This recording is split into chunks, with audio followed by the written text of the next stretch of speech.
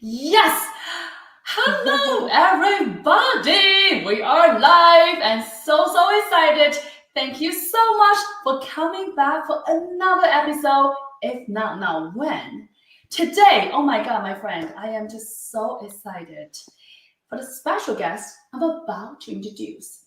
Her name is Dena Mekawi. Ta-da! Dena is a speaker. She's an impact strategist. She's a consultant for the private family offices. She today is involved in the business development for high net worth individuals, and she also is a partner of the royal family in the UAE. Dena serves as a bridge for multinational business in the United States as well as the MENA region. Dena is focusing on impact investing because she believes in power of human capital.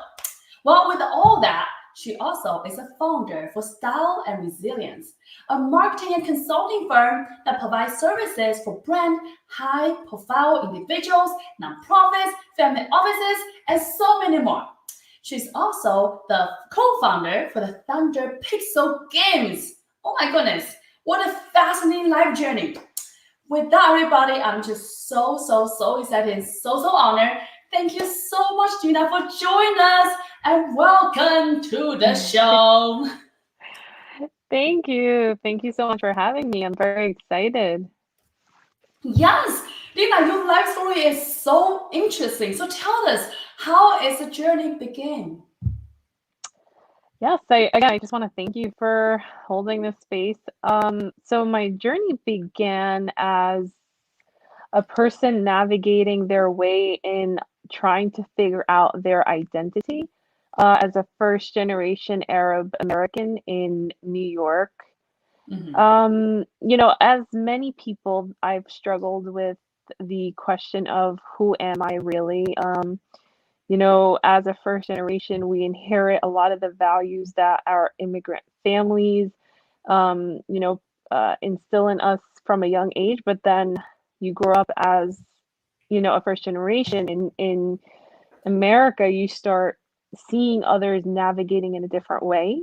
And Mhm. for me personally, a lot of the insecurities, a lot of the um, insecurities and questions that I had towards who am I really, a lot of it was stemmed from a lot of the stereotypes that existed, but then also the lack of representation and the narratives that I saw, when I used to flip my favorite magazines, or when I used to see, my favorite shows on TV, whether it's Access Hollywood or one of those, celebrity shows. So for me, I understood the importance of media consumption at a young age and how important it is to really include diverse individuals. And, I never knew my purpose in life. I graduated college, I was trying to find a regular job. And, you know, in college, they don't really teach you the opportunities of entrepreneurship. I mean, I come from a entrepreneurship family, you could say, but they also built their way up from nothing when they came to America. So I had that, you know, it was familiar to me, but the school system in general, it didn't really prepare me for entrepreneurship.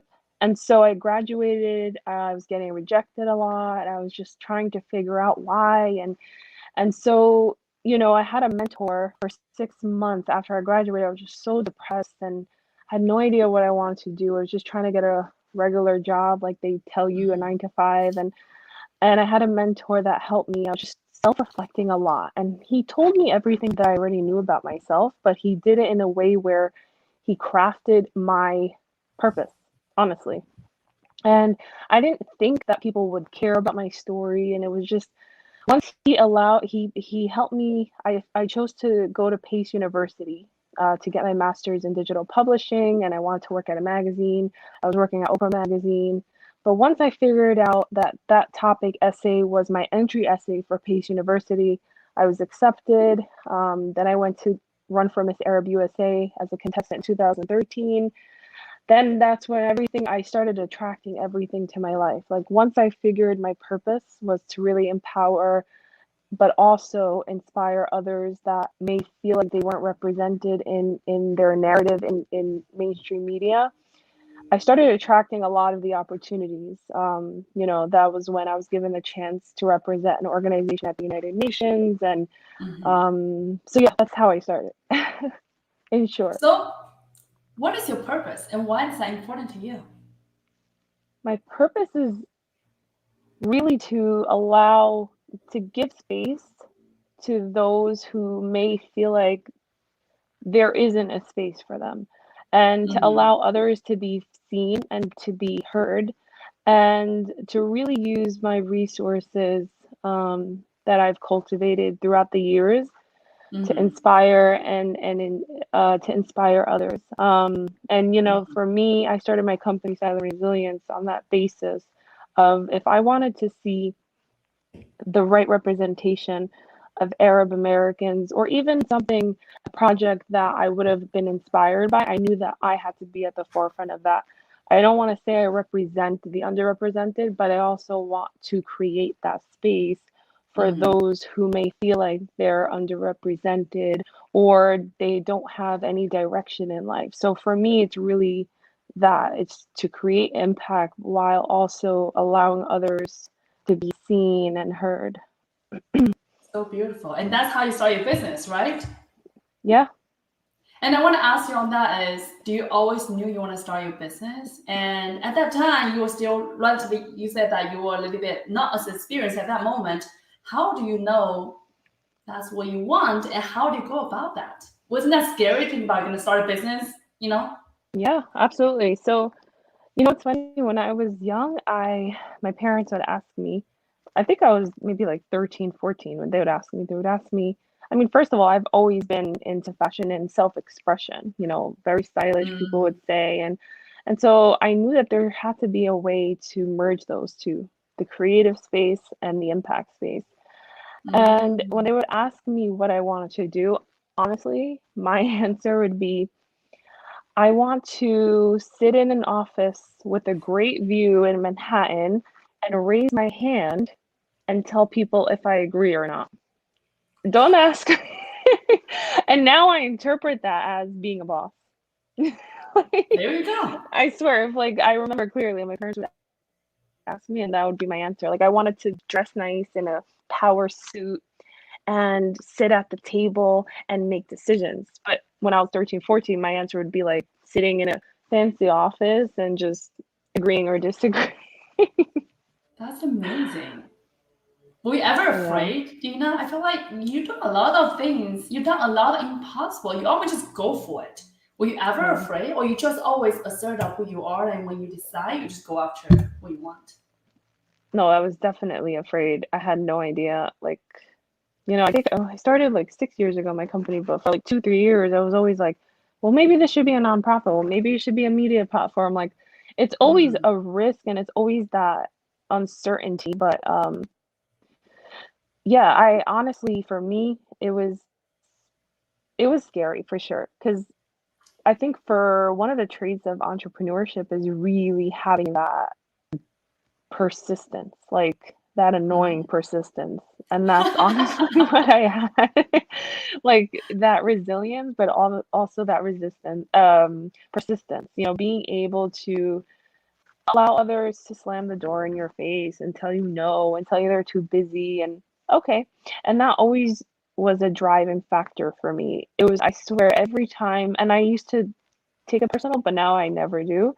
But at the time when people would, say, well, no, or I don't think it's a great idea, it would be such a driving force of motivation for me. I would be like, okay, watch in a few years, watch this, watch that. And honestly, a lot of them, some of them, the same ones that would, doubt me were the ones that would reach out later and want to be part of what I was doing, or be, involved and work with me in some capacity. So it's it's very scary because, yeah, it's just absolutely being able to surround yourself.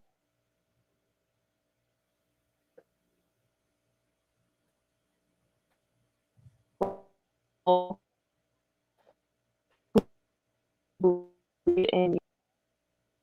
we believe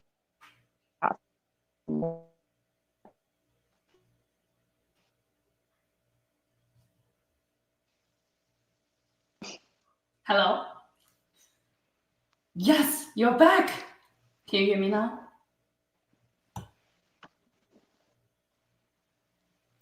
Can you hear me? Hi, I think we got cut off. Yeah, we're good. Amazing. And You see, I'm, you hear I'm me, right? curious. Okay, awesome. Yes, I'm curious. Where does that drive come from? You said every time he would say no to you, that become your new motivation. You were like, watch me. Let's. I will Yeah. show you. Right? How? Where does that come from? Do you always like that? Honestly, for me, my motivation is my family because Mm, I saw how much they had to go through. It's a dry, like there's just no excuse for us, you know what I mean? Um, as immigrants to this country with nothing to their name, mm. for them to do what they've done, I think for me it's really making them proud. Um, and really being able to say like, okay, it was worth leaving their family for, you know? That's so beautiful. Yeah. I love that. Thank you. I think Yeah. oftentimes it's easy to take things for granted, but you really see the path that our parents take, and who we are becoming today as a result. I think it's so easy to start realizing, wow, life is really short. We want to make them Mhm. proud. So beautiful. And today, of course, you are just so successful with many things that you do in multi-passion entrepreneur for sure. I want to ask you, today we talk about success so much, but I'm curious about failure. I'm curious, do you ever fail? And when you do, how did you move forward? Because part of entrepreneurship is, like you said earlier, you had to get over those no until you get a yeses, right? So how do you handle that and move forward? Yeah, I think for everybody it's different. Um, I really embrace failure and again, it's not to say that there are days where I start questioning like is things right?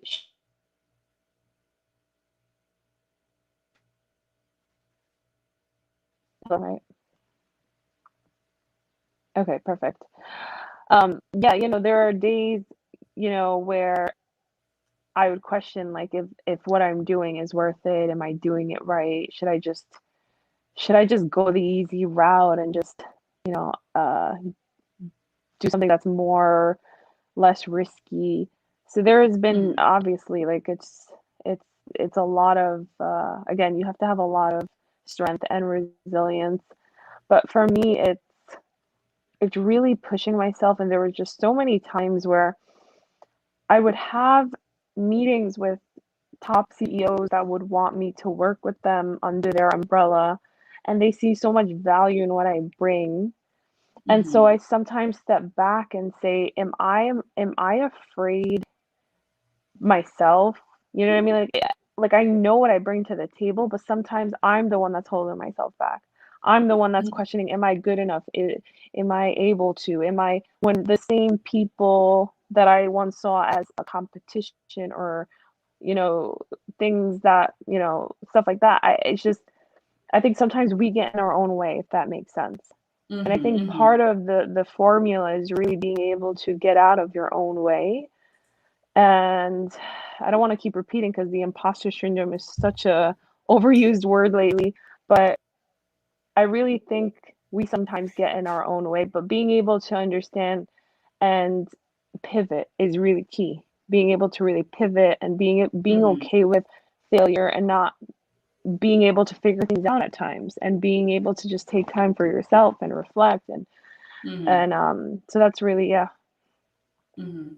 And I love what you just touched about that self doubt, and oftentimes, yeah, our own question our insecurity oftentimes is the biggest obstacle. Like even though everyone else see us, such a creative, such incredible entrepreneurs, but deep down, those voices oftentimes will come up, especially when we early in the entrepreneur journey. So how do you get over that? How do you say, you know what? Damn, I got this. Right? How do Mhm. you move forward? How do you shift that mindset? How do you move from that state of questioning and really step into your power? Because I know, Dina, one thing I love, adore about your story when I first talked to you is how you really embody yourself, around this whole journey and become this self confidence and radiance businesswoman. And you have a long journey home. So I'm just curious if you can share, a couple insight and tips with others.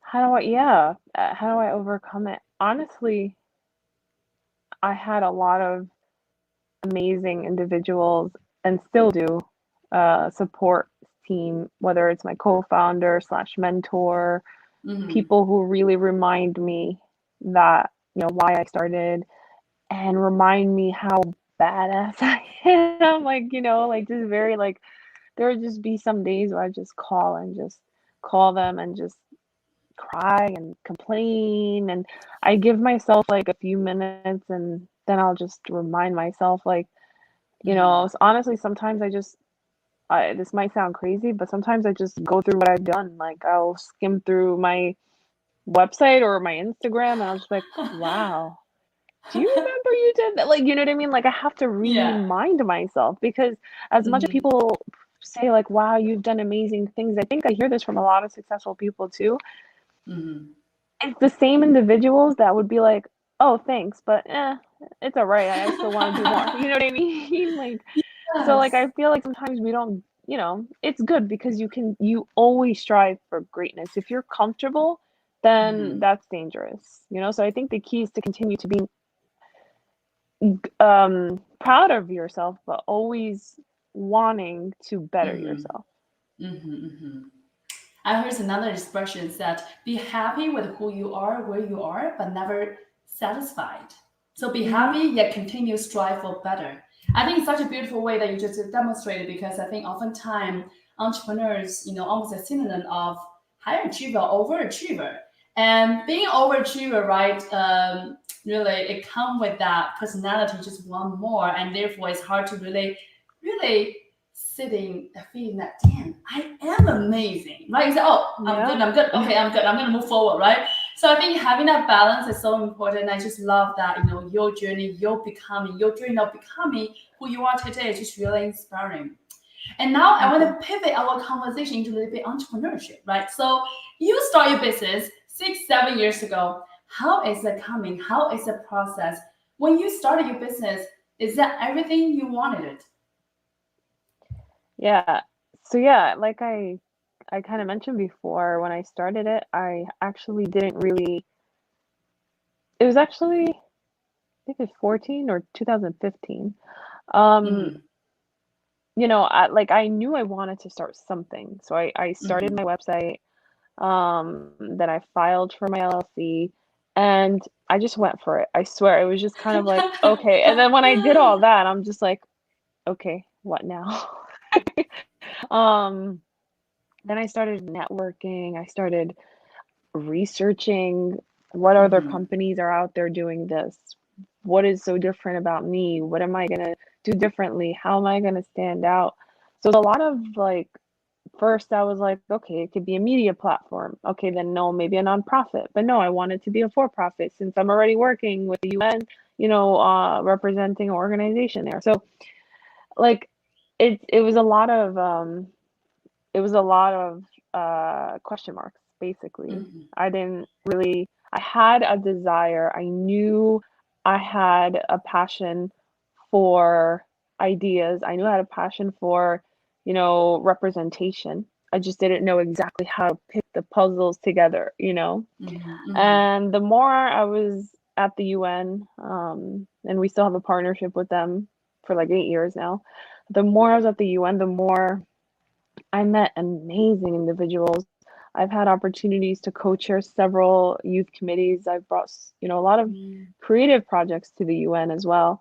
And, I continue to build and cultivate relationships. outside of the UN too, with celebrities, personal relationships too. Mm-hmm. And, you know, I was that person, even at Oprah Magazine, I was like, if I was to bump into Oprah right now, oh my God, I have to sell her something. I have to have an idea. So, like, I was that person, and that mindset is very wrong. And I later realized that the key sometimes is being yourself, like genuinely just being yourself and telling your quick pitch elevator story. But then also building a relationship is so key. Mm-hmm. Building a relationship, whether it's transactional or not, it's so key. And I remember my mentor, when I met a specific celebrity, and now he's a good friend of mine. He's one of my mentors. He actually was telling me, you're not gonna actually make the money from the celebrity. You're gonna make the money from the celebrities that want to get to that celebrity. Because I would always be like, oh my God, this celebrity, how do I make money? How do I do a deal with them? And I'm not saying it's not possible, but the one of my mentors, and I'll never forget it, he's like, you're not gonna exactly think in that way. Think of it like you're gonna make the money from people who want to get to him. So that's why I learned the key of relationships. And that's why they say your network is your net worth. It really started making sense. And it's not just about Mm-hmm. connecting the dots of, a lot of people are accessible, even celebrities. But I think the key is like they trust me. I've built relationships where they're able to now trust me. Whether it's a friendship level or a professional level. And that's one of the most valuable things I think is key is relationships. Wow, that's so incredible. And of course, today you are master of relationship building. What do you think that made you so different and special, Dina? Yeah, I mean, I feel like honestly speaking, and I don't want to be very like kind of the cliche, but just be authentic, be genuine. I remember I used to try so hard when I would meet like Malala at the UN. I would just get so nervous. Yeah, and I I love would her, do, sorry. it's okay. And then I would come home, and then I would be like regretful that I didn't say something. I don't know. I would always get into my head like you have to be this perfect, you have to have this pitch and you have to have, this perfect story to tell them. When it's just literally sometimes you just be yourself. You know what I mean? Like don't be too aggressive in wanting to take pictures. Just have a conversation. Ask them a question that you typically won't ask. And I think for me is just a lot of the repetitive things and the feedback I've been getting is that people read energy and I'm a big energy person too. So for me, I think it's probably my authenticity and my energy to Mm-hmm. just want to connect with like genuine people. And Beautiful. I don't claim to know everything. And that's the one thing I think maybe it's people appreciate. Like, I don't claim to know everything, but I could probably guarantee that if I don't know something, I could get on the phone with somebody who does know the answers or has leads to Mm-hmm. that Mm-hmm. request. So I think that's the key is really be authentic. That's so beautiful. And I heard Tony Robbins often said, being an entrepreneur is not means you have all the resources. It Yeah. means you are being resourceful. If you don't know anything, pick out the phone. You can Google, you can YouTube today. All the information Yeah. are available, and you having that mindset of, I can figure it out. I think that is everything. Mhm. Absolutely. Amazing. So sounds like the 6 years, business venture for you, Dina, is really like a trial and error and really figured out where pieces come together and eventually you find your path, right? Combining with creative space and impact space. Is it Hmm. what it is today? Yeah. Well, yeah, that's where it is today. Well, at the beginning I started, I thought I wanted to solely focus on PR, but then I Mm-hmm. noticed that my strength is strategy and partnerships. So we did a lot. We started doing a lot more partnerships. We started doing a lot more strategic private Mm-hmm. partnerships. And in the last few years, it really has become a strategy firm too, consulting with Mm-hmm. family offices and investors and really working with partners, whether it's Mm-hmm. companies that want to expand in the Middle East or Mm-hmm. build strategic partnerships in Dubai or the Middle East or a private royal family office. So it really, my mission hasn't really changed because Mm-hmm. people still come to me specifically for the impact portion of investments too, whether Mm-hmm. it's where to invest in the impact space, whether it's which projects are out there, and people are trusting me to because I have that UN resource and experience and accessibility. So the main mission hasn't really changed, but I think we pivoted because we saw what the clients are looking for and what they're coming for us more Mm-hmm. towards, So Mm. Why impact investing, why impact specifically are important to you, Dina? because I feel like it's organic. Like it's I think for me, I know what my skill set is. I bring people together, forge relationships. And then you start reading statistics about the lack of funding to, like, for example, women in general from VCs. And then you Mm-hmm. start seeing the lack of funding specifically to the Middle Eastern women. Like, I think it was a Mm. study that said like billions of dollars in 2019 and only 2% for Middle Eastern women. And for me, whenever I see a problem or an issue, and if I could fill that gap with the resources I have and what I'm already doing on a smaller scale, it makes me think of it more of like a challenge. Like, okay, I'm able to influence people, bring people to the table, have the resources. There is clearly like a disparity gap with that where the allocation of capital is going. I'm not going to say I'm solving all the problems, but at least be able to be that resource and how do we how do we use that capital for something that could create change? Mm-hmm. Mm-hmm. So, That's beautiful. thank you. And this is just random question. Can you tell me how does that look like when you meet Malala and UN? I want to hear about it. I love her. I love Malala, She's but today I donate amazing. everything I make, 10%. I love, love, love her and her mission. How does that feel Yeah, like meeting her? amazing. I was honestly, well, young, but like this was like 7 years ago. This was my Oh, maybe like one of my first experiences to the UN. Like okay. it was like a very high level meeting, and I feel like oh my God, I was just it was so different, my approach back then. I was so like, why am I here? Do I deserve to be here? What am I gonna Mm, say to her? Like literally Malala, it was like I was right here and she was like maybe like a few inches away from me. And obviously security, but like I could have easily went to speak to her. And I think I did actually, but I think I only said like it's so great meeting you. You're so inspiring. And I think it's respectful because, again, I'm not the mhm, kind of person to like want to take up so much time. But then I also met individuals that work for her nonprofit, and we explored areas of partnership. But she's mhm. just such a humble girl, such a Oh, and her father too. He's just mhm, amazingly like supportive of everything she's doing and her story beautiful. and how she's uplifting more girls for education. Yeah. It's amazing. Amazing, It just yeah. made my heart swell to think about, her and her father, her legacy, and Yeah, continue to empower young girls' education in that part of the world. It's just so beautiful.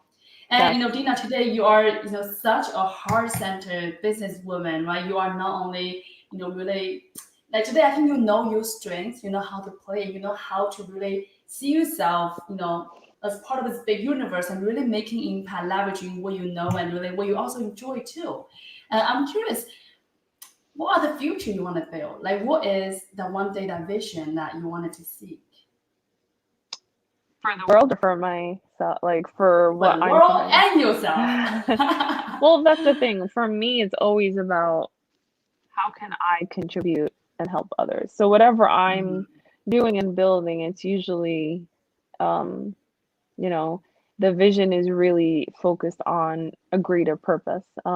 mhm, So like again, for me, it's really to grow my company into like a large powerhouse that people mhm, can see and go to for anything related to impact, diversity, inclusion, working with large corporations globally. Like we've been able to expand in, Dubai, do a lot of more business in the UAE, Dubai, but really become this powerhouse of everything impact, everything diversity and inclusion.